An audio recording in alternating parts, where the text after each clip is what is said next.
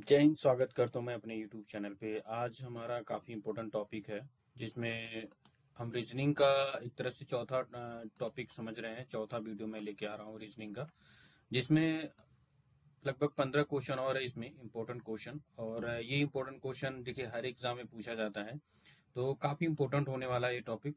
और अगर आप लोग हमारे चैनल पे नए हैं तो वीडियो को लाइक कीजिएगा, शेयर कीजिएगा, सब्सक्राइब कर लीजिए ताकि आने वाली वीडियो आप सभी को मिलती रहे। ठीक है। ये यूपी पुलिस कांस्टेबल का काफी इम्पोर्टेंट टॉपिक रहता है। इसमें सभी तरह के क्वेश्चन आपको मिलेंगे, लेकिन खासकर अभी इसमें हमने रीजनिंग यानी बुद्धि शक्ति परीक्षण और इसमें कुछ अंकिक परीक्षण से रिलेटेड क्वेश्चन हम इसमें सम्मिलित किए हैं। तो आप लोग इसमें बने रहिए, हमारे चैनल से जुड़े रहिए आप, और इन्फॉर्मेशन आपको मिलती रहेगी ताकि आप इसको कर सकते हैं। ठीक है। चलिए आगे बढ़ते हैं हम लोग और क्वेश्चन में देखते हैं कि क्या क्या क्वेश्चन में हो सकता है।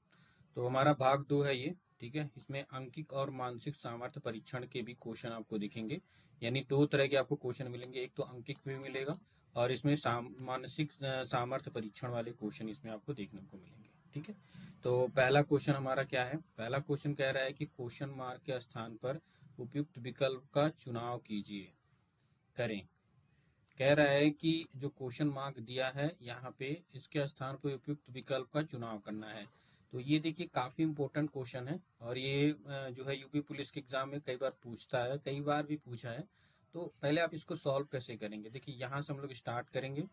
तो क्वेश्चन को पहले ध्यान से देखेंगे। देखिए एम एन जो है छोटा दिया है, बाकी जो ओ पी क्यू है आपका बड़ा दिया है। फिर यहाँ पे आर एस आपका छोटा दिया है, टी यू वी आपका बड़ा दिया है, सॉरी जो आपका छोटा दिया है। आर एस आपका बड़ा दिया है, कैपिटल में किया है, टी यू वी आपका छोटा किया है। इसके बाद डब्ल्यू एक्स आपका छोटा दिया है, ठीक है, और वाई जेड ए आपका बड़ा दिया है। अब आपकी बात क्या होगा कि जो बनेगा वो बड़ा रहेगा। ठीक है। तो तीन अक्षर या दो अक्षर आपके क्या होंगे? बड़ा होंगे। तो जो बड़ा होगा वो कौन सा होगा, यहाँ पे हम लोग देख लेते हैं। तो देखिए यहाँ पे ए से स्टार्ट हुआ है, ठीक है, और यहाँ पे M N O P Q, तो वही चीज आएगा। और यहाँ पे देखिए ए से आपका क्लोज बंद हुआ है, तो इसके बाद आपका B C D E F, यानी ये वाला आपका राइट आंसर होगा। बाकी में तो देखिए किसी में भी आपका यहाँ पे देखिए तीन अक्षर दिए हैं, ये गलत होगा, ये तो गलती है। ठीक है। और ये आपका राइट आंसर होगा। तो ऑप्शन नंबर ए आपका करेक्ट आंसर होगा। यहाँ पे आपका कौन सा रहेगा? बी आएगा। C, B C D E F आपका राइट आंसर होगा। चलिए हम लोग आगे बढ़ते हैं और अगला क्वेश्चन देखते हैं। कह रहा है ए बी के पिता हैं। ठीक है। ए बी के क्या है? पिता हैं। सी डी के पुत्र हैं। निम्नलिखित में से कौन सा स्थान द्वारा यह निष्कर्ष निकाला जा सकता है कि सी ए का पौत्र है? अब आपको यहाँ पे ध्यान देना है। कह रहा है ए जो है वो बी के क्या है? पिता है। सी डी के क्या है? पुत्र है। ठीक है। तो आपको ये निष्कर्ष निकालना है कि कौन सा इसमें निष्कर्ष निकाला जा सकता है कि सी ए का पौत्र है। ठीक है। तो ऑप्शन में दिया है सी बी की पत्नी है। ठीक है। सी जो है वो बी की पत्नी है। उसके बाद कह रहा है बी डी की बहन है। डी ए का पुत्री है, या बी डी की पुत्री है। तो इसमें कौन सा निष्कर्ष होगा जिसकी वजह से ये आपका संबंध स्थापित करेगा? तो आपको जाहिर सी बात है, पौत्री मतलब जो नातिन होती है उसके लिए जो है या तो इसका बेटी होना चाहिए या इसकी बहू होना चाहिए। तो ऑप्शन नंबर इसमें डी आपका राइट आंसर होगा, क्योंकि देखिए सी डी की क्या है? पुत्र है, और ए बी की पत्नी है, तो बी डी की पुत्री होनी चाहिए, तभी वो क्या होगी? पौत्र होगी। ठीक है। तो ऑप्शन नंबर डी आपका राइट आंसर होगा। यहाँ से आपका ऑप्शन नंबर डी आपको जब मिलाएंगे तो ऑप्शन नंबर डी आपका राइट आंसर हो जाएगा। चलिए अगला क्वेश्चन है। क्योंकि नंबर पे मैं जा नहीं रहा हूँ, क्योंकि कई सारे क्वेश्चनों को मैंने यहाँ पे जो है ऐड ऑन किया है, तो नंबर पे हम नहीं जाएंगे। जो इंपॉर्टेंट क्वेश्चन है उन्हीं क्वेश्चनों को हमने लिया है। ये देखिए काफी इंपॉर्टेंट क्वेश्चन है। ये आपका अंकिक परीक्षण पे आधारित क्वेश्चन है, नहीं मैथ का क्वेश्चन है। तो कह रहा है 0.5 प्लस 0.125 इक्वल टू आपका क्या होगा? तो आपको जाहिर सी बात है, ये जो है ना, जीरो के बाद आपका दशमलव लगा है, तो आपको इसको जोड़ना है। दशमलव के बाद आपको यहाँ पे आपको 5 लिखना है। आप इसको ऐसे ऐसे ऐड करेंगे, 0.5। उसके बाद यहाँ पे देखिए 0.125। तो जब आप इसको जोड़ेंगे ना तो ये जाएगा 6 हो जाएगा, और ये 2 5 हो जाएगा। तो आपका देखिए 0.0625 कहाँ पे आपको मिल रहा है? 0.625, यानी option number A is the right answer होगा। यानी आपका 46 का जो करेक्ट आंसर होगा वो कौन सा होगा?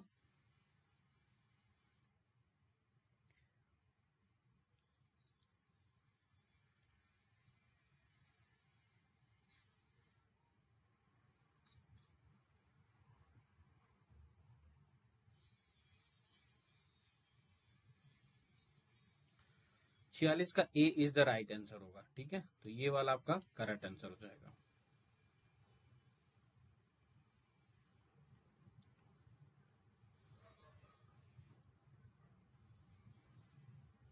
बिल्कुल, ये आपका राइट आंसर होगा। ठीक है, ए इज द करेक्ट आंसर होगा। चलिए आगे बढ़ते हैं। कह रहा है सुषमा रश्मि से धनी है। सुषमा क्या है? रश्मि से धनी है, जबकि आनंद प्रिया से अमीर है। आनंद किससे अमीर है? प्रिया से अमीर है। अरुण रश्मि से जितना अमीर है, शोभा सुषमा से अमीर है। ठीक है, उपयुक्त कथन के आधार पर निम्नलिखित में से कौन सा कथन सही है? ठीक है, तो आपको यहाँ पे इस कथन को जो क्वेश्चन दिया है, इस क्वेश्चन के आधार पे आपको सॉल्व करना है। क्वेश्चन को एक बार हम दोबारा रिपीट करते हैं। कह रहा है सुषमा रश्मि से धनी है। सुषमा रश्मि से धनी है, जबकि आनंद प्रिया से अमीर है। अरुण रश्मि जितना अमीर है, तो शोभा सुषमा से अमीर है। शोभा सुषमा से अमीर है। उपयुक्त कथन के आधार पर निम्नलिखित में से कौन सा कथन सही है? रश्मि प्रिया से गरीब है। इसका इसका कोई जो है दिया ही नहीं है। दूसरा कह रहा है कि प्रिया अरुण से अमीर है। प्रिया अरुण से अमीर है, इसका भी कोई ऑप्शन नहीं दिया है। गरीब है, सुषमा से गरीब है। सुषमा से गरीब है, अरुण किससे है? सुषमा से गरीब है। शोभा सुषमा से अमीर है, और इसमें भी शोभा का कुछ ना। और आगे कह रहा है कि आनंद रश्मि से अमीर है। आनंद रश्मि से अमीर है, अरुण रश्मि जितना अमीर है। तो इसमें जो राइट ऑप्शन होगा आपका ये होगा option number C is the right. Arun जो है सुषमा से गरीब है। जो है अरुण सुषमा से गरीब है, क्योंकि सुषमा रश्मि जितनी अमीर है, लेकिन शोभा जो है सुषमा से अमीर है। तो यहाँ पे क्या है? अब देखिए, अरुण गरीब कैसे है? क्योंकि सुषमा रश्मि से धनी है और शोभा सुषमा से अमीर है। और यहाँ पे कह रहा है कि अरुण रश्मि से जितना अमीर है। तो ये दोनों ऑप्शन के आधार पे ऑप्शन नंबर सी आपका करेक्ट आंसर होगा। ठीक है, अगर आप इन दोनों को मैच करेंगे, ठीक है, तो ऑप्शन नंबर सी आपका करेक्ट आंसर होगा यहाँ इसके आधार पे। ठीक है, चलिए अगला क्वेश्चन देखते हैं। कह रहा है 23 इंटू ब्रैकेट में 64 माइनस 24 भागा आपका यहाँ पे डिवाइडेड बाई 100 का मान आपको ज्ञात करना है। तो आप ऐसे भी लिख सकते हैं इसको, 23 इंटू आप ब्रैकेट में कर दीजिए 64 माइनस 24। ठीक है, अब आप बटे कर देंगे आप 100। तो जब ऊपर वाले को आप सॉल्व कर लेंगे, देखिए पहले का को पहले काटिए, गुणा करो धन जोड़, अंत में आपको घटाना है। तो आप इस ब्रैकेट को वाले को पहले आप सॉल्व कीजिएगा। ब्रैकेट वाले को पहले सॉल्व करेंगे तो आप जब इसमें से घटाएंगे तो ये भी आपका कितना आ जाएगा? ये 0, और ये आपका इसमें 2 यानी 40 आ जाएगा ये। ठीक है, और जब आप इसमें से गुणा करेंगे, इसको कट करेंगे, तो आपका कितना आंसर आएगा? यहाँ पे आप इसको जब सॉल्व कर देंगे तो देखेंगे आपका जो आंसर आएगा, आंसर नंबर सी आपका करेक्ट आंसर आएगा यहाँ पे। ठीक है, ये आपका आंसर नंबर सी यानी ऑप्शन नंबर सी आपका राइट आंसर होगा। इसको आप सॉल्व कर लीजिएगा। ये मैंने तरीका बता दिया इसको कैसे सॉल्व करना है। ठीक है, इसको बटे के रूप में कर लीजिए और इसको सॉल्व कर देंगे तो आपका आंसर आपका राइट आंसर होगा। और यहाँ पे बॉड मास रूल लगाना जरूरी होता है, BODMAS। आप सभी ने पढ़ा होगा बोर्ड मास रूल क्या कहता है। ठीक है, पहले डिवाइड करना है, फिर आपको मल्टीप्लाई, फिर एडिंग, फिर सब्सट्रैक्शन, यानी पहले लास्ट में आपको माइनस कर देना है। तो ये बोर्ड मास रूल लगाना मत भूलिएगा। चलिए अगला क्वेश्चन है। कह रहा है किसी घड़ी के घंटे की सुई 1 मिनट में कितने डिग्री घूमती है? घंटे की सुई मतलब छोटी सुई की बात कर रहा है। छोटी सुई 1 घंटे में 1 मिनट में कितने डिग्री घूमती है? तो 51 का जो राइट ऑप्शन होगा ऑप्शन नंबर सी है, यानी आधा डिग्री घूमेगी। कितना घूमेगी? आधा डिग्री। देखिए घंटे की सुई बहुत कम घूमती है, लेकिन मिनट की सुई आपका बहुत ज्यादा घूम जाएगी। तो कितनी डिग्री की घूमेगी? ऑप्शन नंबर सी आपका करेक्ट आंसर होगा। ऑप्शन में कई सारे दिए हैं, 1 डिग्री, 6 डिग्री, 1/3 डिग्री, या आधा डिग्री, यानी एक 1/2 डिग्री, यानी C option number C is the right answer होगा। चलिए 53वां क्वेश्चन देखते हैं। कह रहा है कि 50 ग्राम और 2 किलोग्राम का अनुपात क्या है। आप सभी को पता है ये 50 ग्राम हो गया, ठीक है। अब आप इसका जब अनुपात करेंगे तो 2 किलोग्राम में, अब इसको अगर ग्राम में कन्वर्ट करेंगे तो 2000 होगा। कितना होगा, ये 2000 होगा। इसको काट दीजिए, 0 से 0 कट गया, 5 हो गया। इसको 5 से काट दीजिए, 5 का नम 5 हो गया, और आपका ये हो जाएगा 5 चौक का 20 हो जाएगा, यानी 1:40। तो 1:40, ऑप्शन नंबर ए आपका करेक्ट आंसर होगा। कितना होगा, 1:40, option number A right answer होगा। इस आधार पे हमने इसको सॉल्व किया और option number A right answer हो जाएगा, ठीक है। यानी 1:40 आपका आंसर आ जाएगा। चलिए 56वां क्वेश्चन देखते हैं। 56 क्वेश्चन क्या कहता है हमारा। कह रहा है नीचे दिए गए 4 शब्दों में से 3 शब्द एक दूसरे से विशेष समानता रखते हुए एक समूह बनाते हैं, तो कौन सा शब्द उस समूह से संबंधित नहीं है। देखिए गाजर दिया है, मूली दिया है, ठीक है, आलू दिया है, बैगन दिया है। तो आप सभी को पता है कि गाजर जो है जमीन के अंदर होता है, ये जमीन है मान लीजिए, इसके अंदर गाजर आपका पैदा होता है, ठीक है। मूली भी वही है, मूली भी जमीन के अंदर पैदा होता है, और आलू भी क्या होता है, जमीन के अंदर ही पैदा होता है। लेकिन बैगन जो है जमीन के ऊपर पैदा होता है। तो जो भिन्न होगा वो ऑप्शन नंबर डी आपका राइट आंसर होगा। ऑप्शन नंबर डी आपका करेक्ट आंसर होगा, ठीक है। चलिए 58 वाला क्वेश्चन देखते हैं क्या कहता है। कह रहा है ए बी सी डी आकृतियों में से कौन सी आकृति प्रश्न सूचक स्थान पर आएगी। तो देखिए ये आपकी आकृति दी हुई है, ठीक है, और इसमें से आपको प्रश्न सूचक आकृति आपको ज्ञात करना है। तो देखिए पहले हम ध्यान से देखेंगे, ये जो चिन्ह है ये मुड़ रहा है।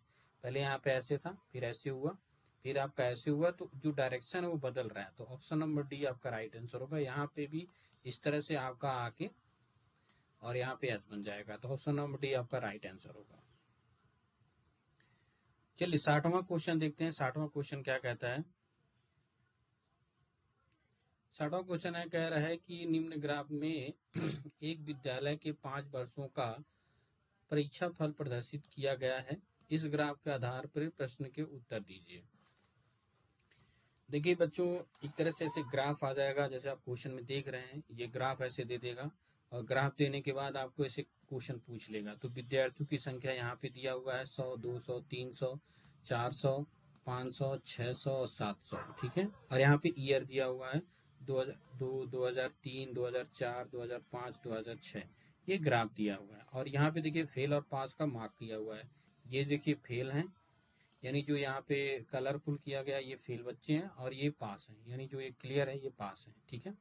तो अब क्वेश्चन क्या पूछ रहा है कि वर्ष 2006 में फेल छात्रा की कुल संख्या क्या होगी। फेल छात्रा की संख्या क्या होगी, 2006 की बात कर रहा है, और 2006 में कितने बच्चे थे, 700 बच्चे थे। और देखिए एक चीज आपको ध्यान देना, आप डायरेक्टली ऐसे भी लगा सकते हैं, ये जो लकीर है यहाँ पे यहाँ पे यहाँ पे यहाँ पे आ रहा है, ठीक है। लेकिन अगर आप इसका आधा करेंगे तो कितना आएगा, 350 आएगा, ठीक है। लेकिन 350 ऑप्शन में तो है नहीं। यहाँ पे देखिए 220 दिया है, 200 दिया है, 225 दिया है, और 325 दिया है, तो आएगा नहीं। तो जाहिर सी बात है अगर आप इनको डिवाइड करेंगे तो 350 आएगा, लेकिन ऑप्शन में तो है ही नहीं। तो यहाँ पे ऑप्शन नंबर डी आपका राइट आंसर होगा, क्योंकि जो भाग है लगभग बराबर है, इसके आधार पे लगभग ये बराबर होगा। तो ये करीब इसके अंदर आ जाएगा, यानी इसको मिलाएंगे इस तरह से, तो ये आपका इस तरह से बनेगा ये, ठीक है। तो ऑप्शन नंबर डी आपका राइट आंसर है। ऐसे देख के ही आप इसको सॉल्व कर सकते हैं कि कहाँ पे जा रहा है ये, ठीक है। इस ग्राफ के आधार पे ही आप बता सकते हैं कि ऑप्शन नंबर डी आपका राइट आंसर होगा। 61वां क्वेश्चन है, कह रहा है दर्शाई गई आकृति में से कौन सी आकृति अन्य से भिन्न है। अब देखिए इस आकृति को आपको ध्यान से देखना है और आपको फाइंड करना है कि इस आकृति में कौन सी आकृति सबसे ज्यादा भिन्न है। तो देखिए यहाँ पे देखिए ये जो चीज है यहाँ पे मिल रही है, इसमें भी मिल रही है, इसमें भी मिल रही है, इसमें भी मिल रही है, लेकिन यहाँ पे नहीं मिल रही है, ठीक है। यहाँ पे आप देखेंगे तो बीच में गोला है और इसमें नहीं मिल रही है। ये वाला गोला सर्कल सिर्फ यहाँ पे भी मिल रहा है, लेकिन ये नहीं मिल रहा है, ठीक है। तो आपका ऑप्शन नंबर ए यानी फर्स्ट वाली आकृति आपका राइट आंसर होगा, ऑप्शन नंबर ए। 62वां क्वेश्चन है, कह रहा है कि प्रश्नवाचक चिन्ह को बदलने के लिए दिए गए विकल्पों में से सही अंकों का चुनाव करना है। ये जो क्वेश्चन है इसमें सही अंक आपको भरने हैं, तो कैसे भरेंगे आप लोग। देखिए यहाँ पे आपको जोड़ना है, तो 2 1 और 2 कितना हो गया, 3 हो गया, ठीक है। 3 और 1 कितना हो गया, 4 हो गया। फिर आपका 3 और 2 कितना हो गया, 5 हो गया, ठीक है। और यहाँ पे देखिए 5 और 2 कितना हो गया, 7 हो गया, ठीक है। अब देखिए इसमें पे जो सीक्वेंस चल रहा था 1 और 2 3, फिर 2 और 3 1 4, फिर 3 और 2 5, फिर आपका दिया है 4 3 7 हो गया, ठीक है। अब यहाँ पे देखिए कैसे आप इसको सॉल्व करेंगे। यहाँ पे सॉल्व करने के लिए आपको करना है 4 और 5 कितना हो जाएगा, 9 हो जाएगा, कितना हो जाएगा, 9 हो जाएगा, ठीक है। और यहाँ पे 7 और 2 जोड़ेंगे, कितना जोड़ेंगे, 2 जोड़ेंगे। तो 7 और 2 जब जोड़ेंगे तो आएगा आपका 9, 11 आएगा। ये तो 9 आ गया, ठीक है। अब फिर 7 और 4 जोड़ेंगे, कितना जोड़ेंगे, 7 और 4 जब जोड़ेंगे आप तो 11 आएगा। तो ऑप्शन नंबर डी आपका राइट आंसर। बाकी तो किसी का भी जोड़ेंगे तो आएगा नहीं। देखिए ये तो आएगा नहीं, 10 तो आ नहीं सकता, ठीक है।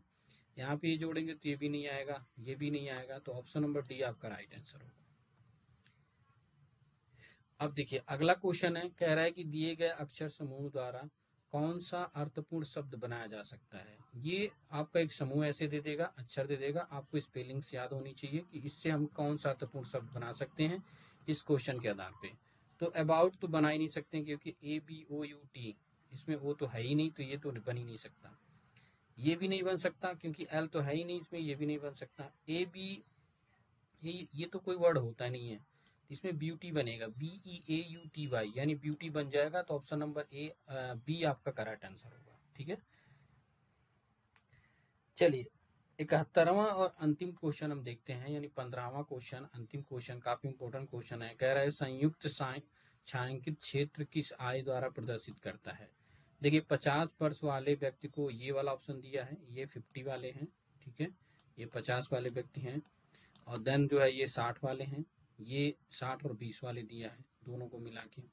तो कह रहा है कुल आबादी, 50 वर्ष से कम आयु वाले व्यक्ति, वोट देने वाले व्यक्ति, हो चुके लोग, निर्धारित नहीं किया जा सकता है। तो हम निर्धारित नहीं कर सकते क्योंकि इसमें कोई ऑप्शन दिया ही नहीं है, ठीक है। तो ऑप्शन नंबर डी आपका राइट आंसर होगा। तो ये थे काफी इंपॉर्टेंट क्वेश्चन जो कि हमने आंकिक और कुछ मानसिक सामर्थ्य से रिलेटेड क्वेश्चनों को हमने यहाँ पे ऐड ऑन किया। आप लोग वीडियो पे बने रहिए, देखते रहिए हमारे चैनल को, और चैनल को जरूर सब्सक्राइब कीजिए ताकि आपको इन्फॉर्मेशन मिलती रहे। जय हिंद, जय भारत।